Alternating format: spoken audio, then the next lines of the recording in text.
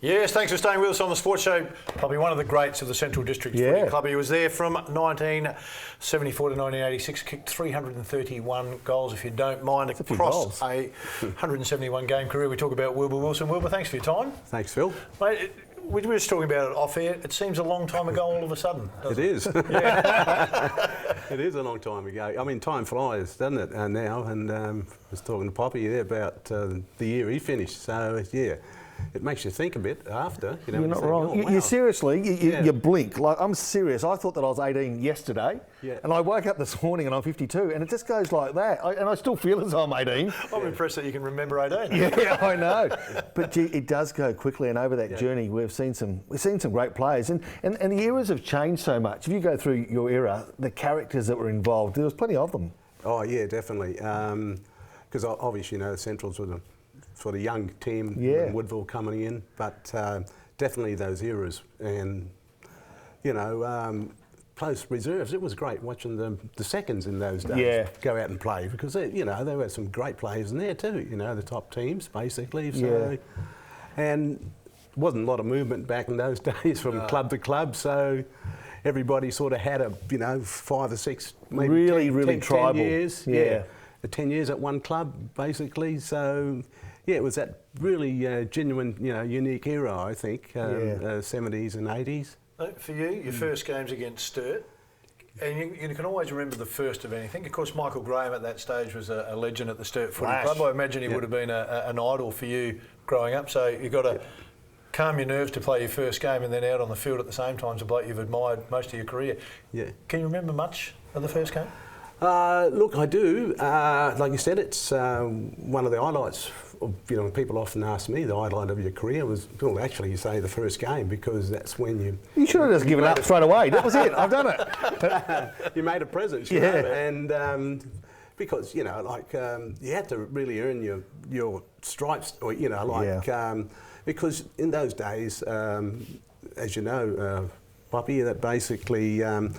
they had their set 20, 25 players, and as a young bloke coming in, you really had to earn your spot in that side. So it was quite significant for me to get in that team when there was, some other guys that probably may have got out there before me. But I think at that time we lost the game. But I remember standing a fella, Tony Lloyd, halfback flanker. So I think I kicked a couple of goals, but I think we lost. But my first kick was a goal, basically. Wow. Good start. So you should have gave up then. And at that time, they had the Viscount Goal of the Year, and I won the Viscount Goal of the Year for that kick from that first goal. Really? So that sort of reminds me of the impact is like that. Yeah. Well, no, you're not doing too bad. You would have thought, how easy is this? Goal of the year, first kick ever. The coaches over the journey. I know you finished with Cowboy Neil, who himself was a huge presence, but take us through those. Tony Casserly was the first one I was coached by. And look, I was pretty impressionable young lad back in those days, like we all are. So you want to, you sort of grabbed hold of everything they said. And Tony came across from WA as a playing coach, and effectively he was very effective. I consider him a great, in those days, ruck rover type place. And so he sort of led by example, and he managed the team pretty well. So, we had a lot of success under Tony. I think he took them to the first winning final, I think. Okay, wow. I think it was against Sturt at Adelaide Oval back in 1971. So Tony had a big influence on me, and he put a lot of time into me, because, making the transition from junior play into, all the aspects of trying to be a consistent league player. So he dedicated his time to me, specifically, I found that. Gary was, Gary Window was the other. McGarry medalist, club legend, champion. Couldn't coach. He wore his heart in his sleeve. Great. His heart. But very He's a nice passionate. bloke, yeah, he was. Lovely guy. He's Gary. a ripping bloke. Yeah, he'd get on the training track with you on the Sunday mornings, particularly, and when you're doing a bit of a recovery session, and he'd get out there and trying to take screamers over you, and he'd come on, you guys, let's get up, after we had a string of losses. But Gary, I learnt a lot from him about, he reinforced the passion to me. About playing footy. And of course, then Daryl Hicks. Daryl come over from Sturt, being a real big name and a lot of success with that. So Daryl taught us a lot about the aspects of the game in terms of the skill development, more about team play and that sort of stuff, and gave a bit of confidence. And I guess coming from a successful team in Sturt like he did, he sort of tried to relay on aspects of being a winning club or a winning team to us. And I think a lot of the players appreciated Daryl there. I certainly did, and he had a bit of time for me. I wasn't the best trainer, Poppy. Well, I think that's why we like each other. So he dedicated a lot of his time to taking me down the local park and 6 o'clock in the mornings. And well, speaking about a bloke that wasn't real keen on training, he was your last coach, Cowboy Neil. Well, he was a funny type of bloke. Like he sort of had a bit of the same makeup as me in terms, but he was a bit bigger. Tubby 1 and Tubby 2. Tubby 1 and Tubby 2 So, but you, mate, good player he was too. Well, he's obviously St Kilda. You come across. He's I don't know how many games he played, but he's certainly considered a legend there. For sure. So I guess they was all those coaches had contributed to the lot over Centrals over those years, but we didn't quite get it on. Although Cowboy took us to 1984, the Prem final. I know it just beat us, but he was on the doorstep of getting in the grand final at that time. So where were your role now with Sports Ready? What does that entail? Phil, I'm employed as the Indigenous mentor. AFL Sports Ready is a group training company, and they have got a significant Aboriginal program which identifies traineeships for young Aboriginal people right across Australia. We've got some strong partners, corporate partners in the Commonwealth Bank, the financial industry, ANZ, for example. So we go out and do recruitment for them, basically. Once they're on board, they get situated at the bank. I go and provide them support and trying to help them along and see whether we can get some successes and completions out of them, and hopefully employment. I think that's one of the most pleasing things is the development of Indigenous players, both on the field and off the field. We mentioned last week with Marty Matner, the premiership coach of Sturt, Ryan Griffin, who put a good template in place for the Double Blues.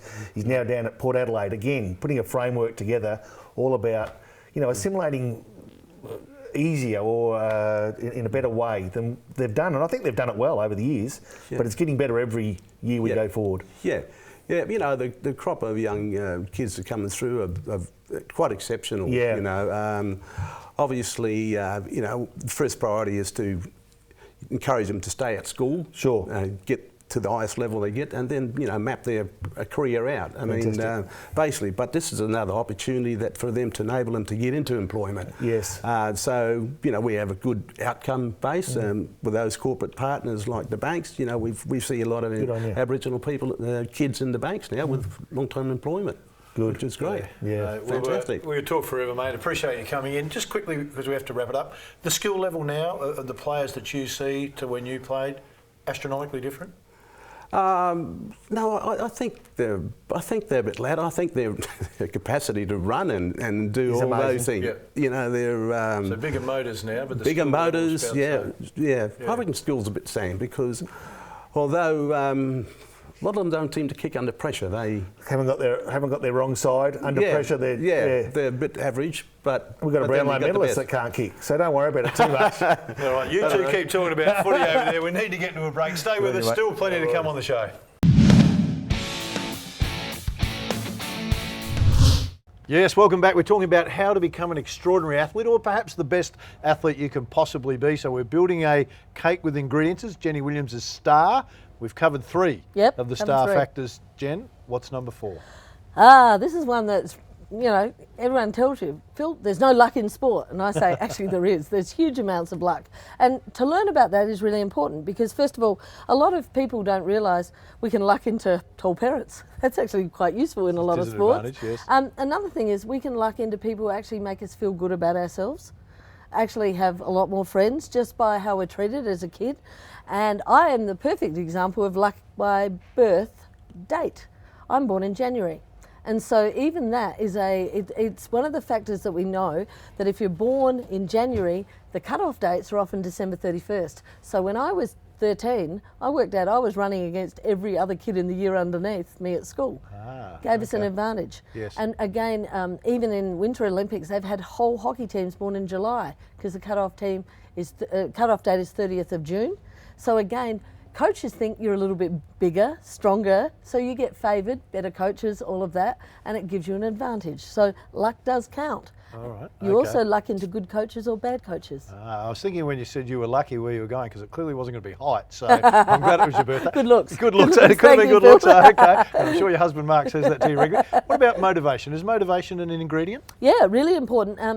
People have to work out why they're actually playing. Are you playing to get ahead, which is getting trophies, getting wins, all of that, get along, having lots of mates? So if you're maybe an individual sports person, maybe getting ahead counts more than getting along.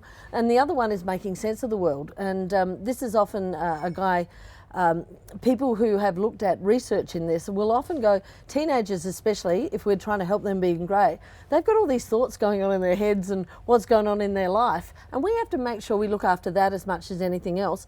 And then also say to kids, sometimes when they want to be champions, they may have to leave their friends if their friends are not actually taking them in the right direction.